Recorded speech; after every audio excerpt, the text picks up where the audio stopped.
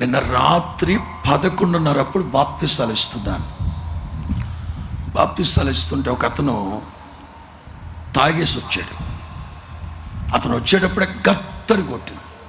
అడిగాను, మరే తాగేసి వచ్చాం, ఇప్పుడు బాప్తిసం పొందితే ఎట్లా? ఇదిగో కుదరదు, కానీ ఆఖరి రోజు ఆదివారం పొందమన్నా. ఆయన అన్నాడు, ప్రభు నాతో సూటిగా మాట్లాడాడు, తేటగా మాట్లాడాడు. ఎప్పుడు? ఇందాకే. ఏం జరిగిందన్న, భార్యను ఇక్కడ వదిలిపెట్టి, ప్రార్థనలో వదిలిపెట్టి లేమల్లి సెంటర్కి వెళ్ళి ఫుల్గా తాగేసి వచ్చాడంట.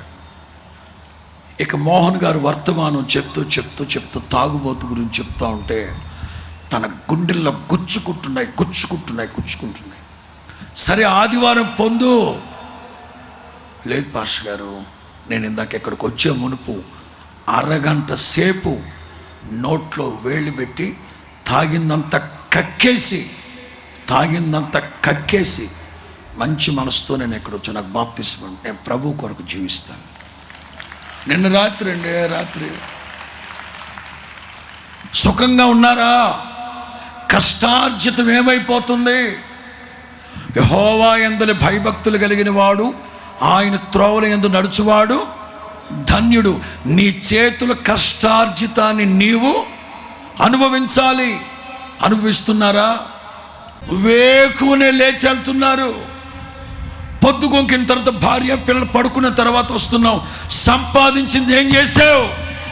తాగుబోతుగడు సారాయి కొట్లో తగలేశాడు, సాని కొంపలో తగలబెట్టాడు. ఏం చేసావు డబ్బులు? మనసులో బాధతో చెప్తున్నాను, ఇంటింటికి సారాయి, ఇంటింటికి బ్రాందీ కొట్లు.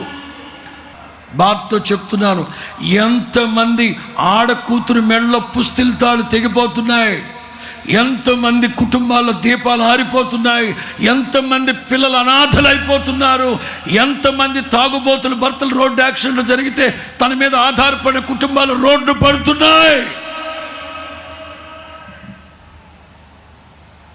ఆలోచించండి.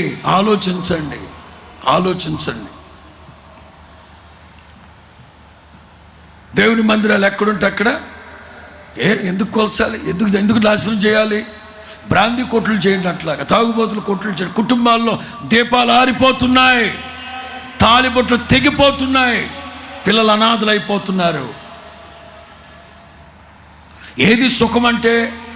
యెషయా గ్రంథంలో ఉంది, ఆహారము కాని దాని కోసం మీరు రోకలు ఎలా ఖర్చు పెడుతున్నారు?